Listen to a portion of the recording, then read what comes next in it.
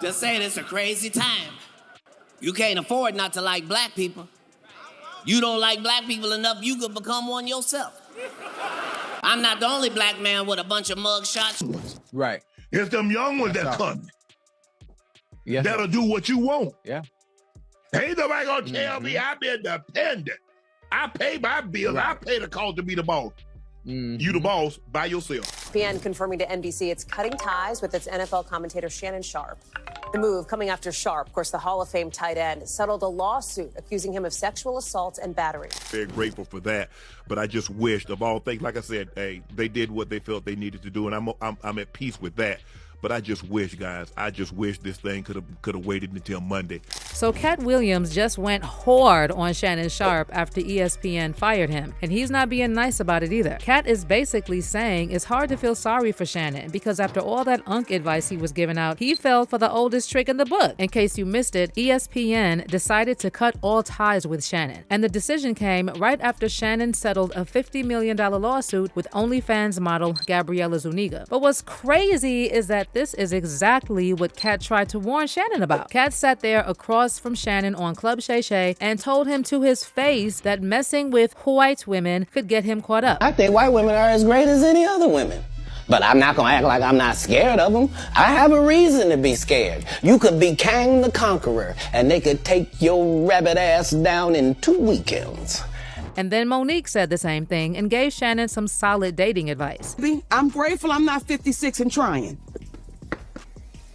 What you trying to say? What you trying to say? I'm looking right at you. I know you looking at me. I ain't backing down. You better take your old ass and get somebody to love you. Damn. But Shannon decided to ignore all the warning signs and advice, and now look at where he is. Jobless, embarrassed, and scrambling. Instead of playing it smart, he ended up paying a fat settlement to this model, got dragged through the headlines, and now to top it all off, ESPN cut him off. And let's be real, any serious network is probably gonna think twice before hiring a guy whose biggest headline is now SA lawsuit settlement. And now Katt Williams is saying, I told you so. Sources close to Shannon are saying he has no sympathy for Shannon because Unc literally had it all and blew it by being stupid. And one insider revealed that Katt didn't warn Shannon about white women for no reason. Katt already knew Shannon was messing around with this young OnlyFans model way before the lawsuit dropped, and he saw the whole setup coming from a mile away. Now Katt made it sound like he was talking about the Jonathan Major situation, but in reality, he was speaking directly to Shannon. I didn't want to get with a white woman because I was scared she might have me running down the street like Jonathan Majors. Come on, Katt. Not because I didn't like white women. I think white women are as great as any other women. But I'm not gonna act like I'm not scared of them. I have a reason to be scared. You could be Kang the Conqueror, and they could take your rabbit ass down in 2 weekends. And that's the truth of the matter. So I stayed away from that. You see Jonathan Major, what he went through, Marvel dropped him as soon as the conviction came out, and you were telling the Hey, you saw that black woman come get his charge cut in half? Thank you, Megan Good. God bless you coming to save that slave. If he'd had to be there by himself, he was getting all four. Guilty. She came in there, was just so beautiful, they had to knock half of it off. Bless his heart.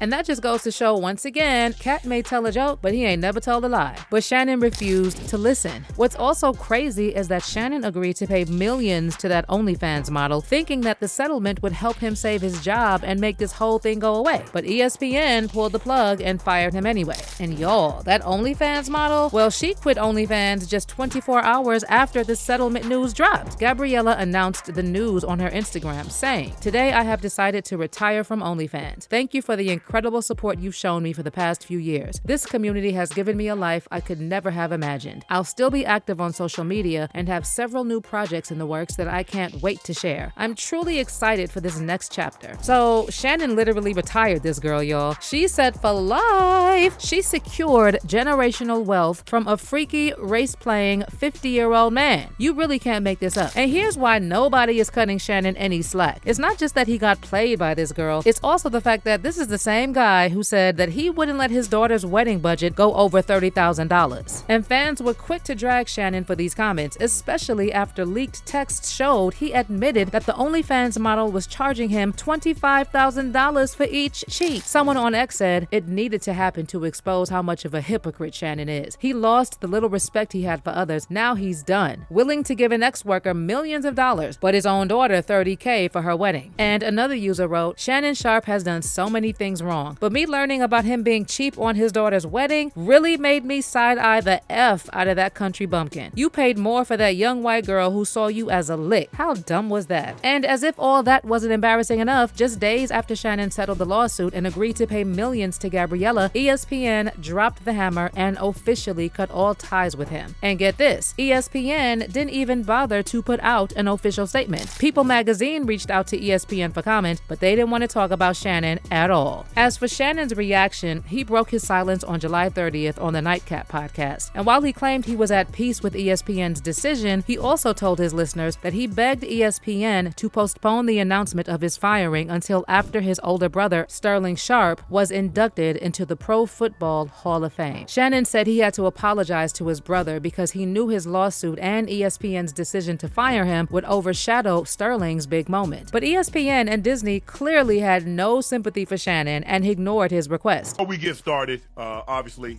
I'm sure everybody's heard the news by now that I will not be returning to ESPN. I found out this information a little earlier in the week, and really the only thing that I really ask is, like, guys, could we wait until Monday? My brother's going into the Pro Football Hall of Fame. I really wanted to be about him, and I wanted to be about my family. I know this coming out will overshadow everything that he's worked his entire life for. And unfortunately, it didn't happen that way. And so, as I told him, as I profusely apologized to him earlier today, he said, bro, stop apologizing. You don't have to apologize. I'm your big bro. I'm going to love you regardless. We all make mistakes. And he says, bro, I love you. So I'm done with this. You're done with it too. Move on. And I really enjoyed my time at ESPN. It gave me an opportunity to bring my audience that saw me really just grow.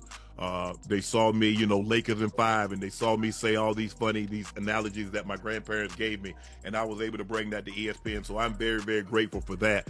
But I just wished, of all things, like I said, hey, they did what they felt they needed to do, and I'm at peace with that. But I just wish, guys, this thing could have waited until Monday, because I hate the fact that I'm overshadowing my brother, the first two brothers in the Pro Football Hall of Fame, and this is what the headline's going to be for the next couple of days. So, bro, again, I know you told me this, I don't have to apologize, but I'm going to do it one final time tonight, and I won't apologize again. I'm sorry that I upstaged you in this manner. That was never my intent. You've been my hero. You've been my role model from as long as I can remember. And I apologize, and I thank all my fans for supporting me when I was at ESPN and every place that I've been, be it Club Shay Shay, Nightcap, Undisputed, ESPN. Thank you guys for your support. And you know what makes the situation even crazier? Shannon was supposed to sign a massive $100 million deal before that lawsuit dropped. He was in talks for a podcast deal, which would have included all of his Shay Shay media shows, including Club Shay Shay, Nightcap with Chad Johnson, Club 520 Podcast, The Bubba Dub Show, and Humble Baddies. In fact, on April 18th, just 3 days before Gabriella dropped her lawsuit, Front Office Sports reported that Shannon was expected to sign a deal that would exceed $100 million. And now, not only is that deal off the table, but Shannon lost his spot at ESPN and also ruined his chances of working anywhere under the Disney umbrella, which includes ESPN, ABC, Hulu, and pretty much every major network you can think of. And once you get that kind of public stain, especially one this messy, it's almost impossible to bounce back in those circles. And all those projects that were supposed to make Shannon a podcast mogul, that ship sailed the minute Shannon decided to mess with a 19-year-old 20-year-old white girl. And this brings us right back to what Katt Williams said. No one's feeling sorry for Shannon because he had all the power, all the opportunities, and he blew it making dumb choices. But let me know your thoughts on all this. Was Shannon's downfall all on him? Did ESPN do the right thing by cutting ties with him so fast? And how do you feel about Shannon agreeing to pay millions to that OnlyFans model to settle the lawsuit? Meanwhile, he's putting his own daughter on a budget? Leave all your thoughts in the comments below, and I'll catch you in the next video.